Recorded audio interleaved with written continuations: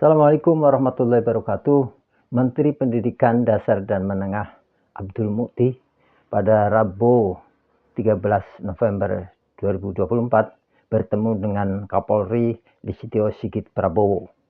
Dalam pertemuan ini keduanya membahas kesepahaman guna menciptakan satuan pendidikan yang aman, nyaman, serta ramah. Juga dibahas upaya bersama untuk memanfaatkan pendidikan di daerah-daerah terpencil. Mari kita ikuti bersama-sama keterangan pers yang disampaikan oleh Dikdasmen, Menteri Dikdasmen maksud saya, dan Kapolri Sigit Listio Prabowo setelah bertemu.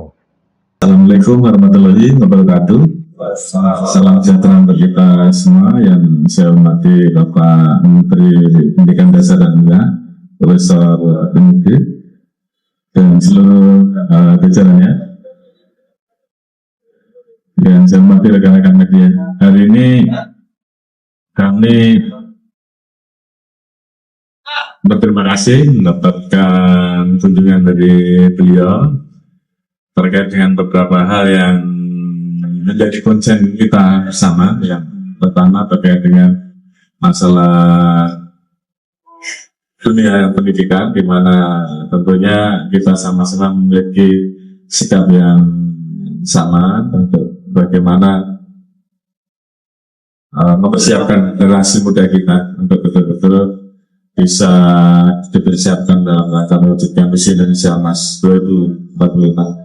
Oleh karena itu, di dalamnya tentunya ada interaksi antara murid, guru, orang tua, yang tentunya harus kita jaga dengan memberikan ruang yang lebih besar manakala terjadi permasalahan-permasalahan untuk bisa dilakukan hal-hal yang bersifat restoratif atau mediasi. Itu yang pertama. Yang kedua, tentunya kami tadi membicarakan banyak hal terkait dengan ancaman terhadap generasi muda, mulai dari masalah narkoba, terkait dengan masalah video online yang sekarang ini sedang menjadi perhatian, juga permasalahan-permasalahan kenakalan, tawuran, dan sebagainya, termasuk juga bagaimana mendidik wilayah-wilayah yang menjadi remote area seperti misalkan Papua, di mana tadi tentunya kita bersama-sama sepakat untuk melakukan kerjasama sehingga generasi muda kita betul-betul bisa kita persiapkan dengan baik, dan beliau memberikan peran dan kerjasama terhadap Polri untuk bisa ikut di dalam pembinaan terkait dengan masalah-masalah yang berdampak terhadap Kamtibmas, termasuk juga di wilayah Papua yang selama ini kita juga memiliki program polisi mengajar. Beliau juga memberikan ruang untuk skill kita bisa ditingkatkan hingga kemudian program kita untuk Papua untuk meningkatkan kualitas sumber daya manusia dan juga tentunya kesejahteraan masyarakat Papua melalui program-program pemerintah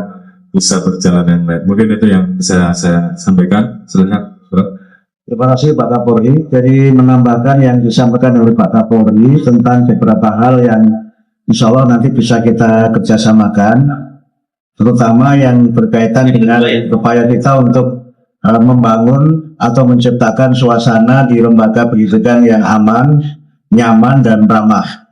Kami memiliki kesepahaman dengan Bapak Kapolri terkait dengan bagaimana berbagai persoalan kekerasan yang masih saja terjadi di lembaga pendidikan itu dapat diselesaikan dengan pendekatan kekeluargaan, pendekatan musyawarah, atau dalam bahasa hukumnya restoratif justice. Kemudian yang berkaitan dengan pendidikan untuk masyarakat di daerah 3T atau masyarakat di daerah yang memang tidak aman, kami tadi sudah ada kesepahaman dengan Bapak Kapolri untuk nanti ada program polisi mengajar atau relawan mengajar yang sebagian dari unsurnya adalah dari kepolisian. Ini bagian dari komitmen kita untuk bagaimana memberikan layanan pendidikan untuk semua bagi siapapun anak-anak Indonesia dimanapun mereka berada.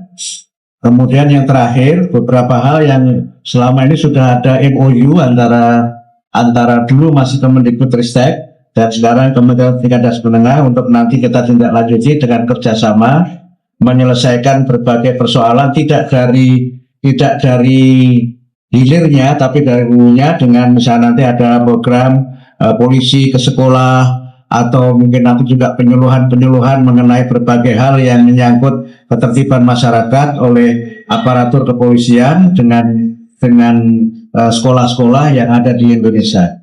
Tadi juga disampaikan beberapa gagasan untuk kegiatan pramuka dan termasuk dalamnya adalah pramuka Bayangkara, juga mungkin nanti coba kita eksplorasi untuk dihidupkan lagi, karena kepanduan pramuka dan juga kepanduan yang lainnya ini juga kita perlukan untuk membentuk jiwa Bayangkara dan juga sikap-sikap di kalangan para pelajar ini dengan kedisiplinan dan berbagai hal yang positif untuk masa depan mereka. Kami kira demikian beberapa hal yang tadi sudah kita bicarakan.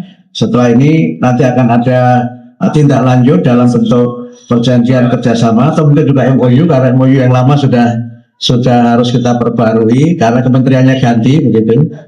Dan kemudian nanti perjanjian kerjasamanya akan lebih detail dibicarakan secara table to table antara Kementerian Pendidikan dan Menengah dengan Bapak Kapolri. Pertama terkait dengan program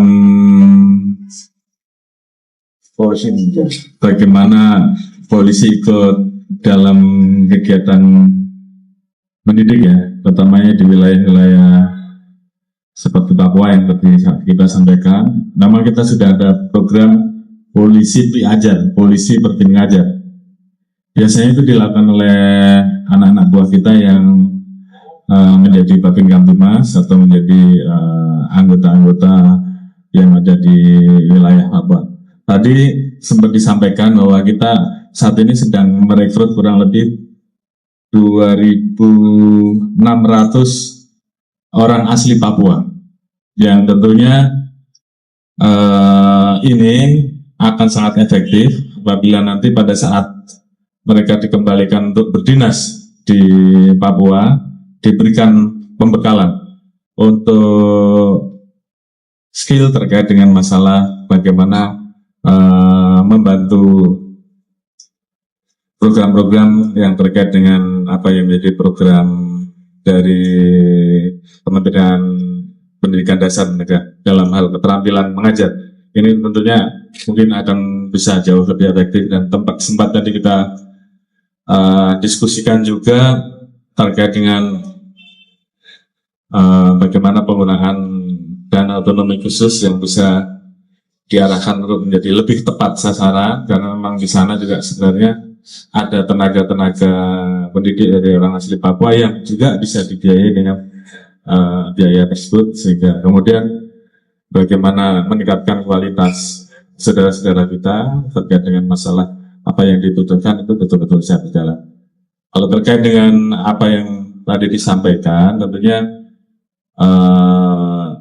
ini yang tadi kita bicarakan di dalam rencana MOU dan perjanjian kerjasama untuk memberikan ruang mediasi atau restoratif justice terhadap pengaduan-pengaduan yang mungkin dilakukan oleh orang tua murid, yang tentunya kita harapkan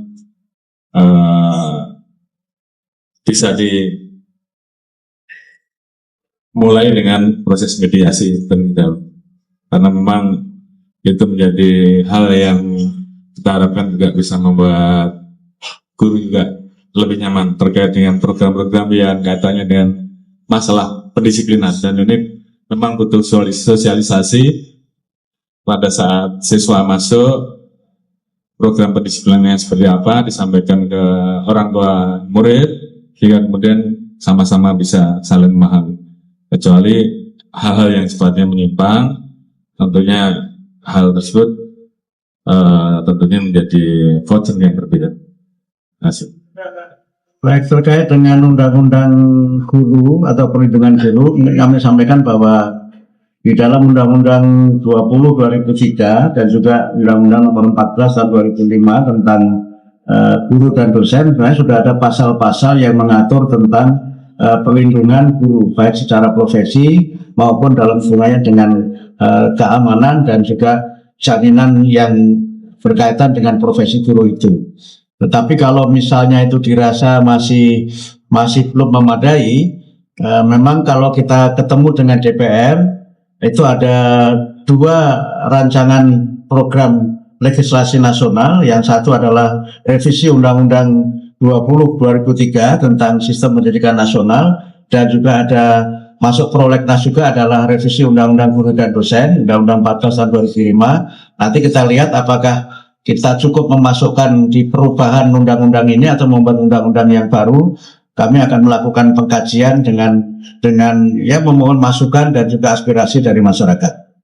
Tadi sudah kita bicarakan bahwa kita akan melakukan kerjasama, apakah itu dalam bentuk kurikulum atau ekstrakurikuler, untuk melibatkan Polri, memberikan sosialisasi terkait dengan masalah potensi-potensi kejahatan yang bisa menimpa anak-anak di dunia pendidikan. Seperti tadi disampaikan masalah judi online, masalah narkoba, masalah tawuran, yang mungkin ini juga menjadi salah satu fenomena, dan kemudian hal-hal lain. Dan ini tadi sudah kita diskusikan, nanti akan kita tuangkan dalam PKS kita. Kemudian untuk hal-hal lain terkait dengan yang tadi disampaikan, kemudian masalah ada pengaduan di medsos, akan segera kita cek dan kita tidak lanjutin. Yang jelas kalau memang dia juga menjadi bagian korban atau karena tidak tahuan, tentunya kita akan mengambil langkah untuk bisa memberikan yang terbaik dan memberikan rasa keadilan. Kira-kira. Ya, baik. Ya, itu gagasan kami karena sekarang ada kecenderungan pendekatan di sekolah ketika ada murid yang dia melanggar aturan, dan mohon maaf misalnya mereka yang ada persoalan-persoalan menyangkut asusila dan sebagainya, itu cenderung dikeluarkan. Dan mereka ini kemudian dalam pengamatan kami itu menanggung 2 beban. Pertama adalah beban karena dia sudah dikeluarkan dari sekolah, yang kedua adalah beban bahwa dia juga punya masalah dengan apa yang terjadi pada dirinya. Sehingga banyak kelompok-kelompok ini sebenarnya masih berusia muda, masih berusia remaja, dan masih dalam masa usia sekolah juga. Sehingga mereka ini tidak mendapatkan layanan pendidikan karena sekolah formal tidak bisa menerima. Karena itu maka 2 opsi yang ada dalam pikiran kami sekarang, kalau kita meniru negara lain, itu ada namanya cottage school yang dikembangkan di Amerika, yang memang itu khusus untuk mereka yang secara psikologi, secara sosial ada masalah, dan mereka memang belajar di tempat pendidikan tertentu. Kemudian yang kedua, kemungkinan juga bisa dengan pendekatan boarding, yang selama ini juga beberapa sudah ada dilakukan oleh beberapa organisasi kemasyarakatan. Tapi nanti formatnya seperti apa akan kita lakukan kajian lebih mendalam lagi, karena memang kami juga harus memiliki data yang cukup akurat untuk memastikan bagaimana penanganan ini bisa kami lakukan, sehingga mereka yang sudah menjadi korban ini tidak mendapatkan 2 masalah gitu. Seperti dulu kan ada kekerasan seksual yang dialami beberapa murid, ya, mereka sesungguhnya korban, tapi kemudian malah dikeluarkan, dan ketika ditampung di sekolah formal, itu masyarakat memiliki penilaian negatif terhadap sekolah formal yang menampung mereka, sehingga harus ada jalan keluar karena mereka tetap ingin belajar, dan mereka harus kita berikan kesempatan untuk bisa tumbuh sebagai generasi bangsa yang hebat dan kuat dengan pendidikan yang kita berikan. Cukup ya.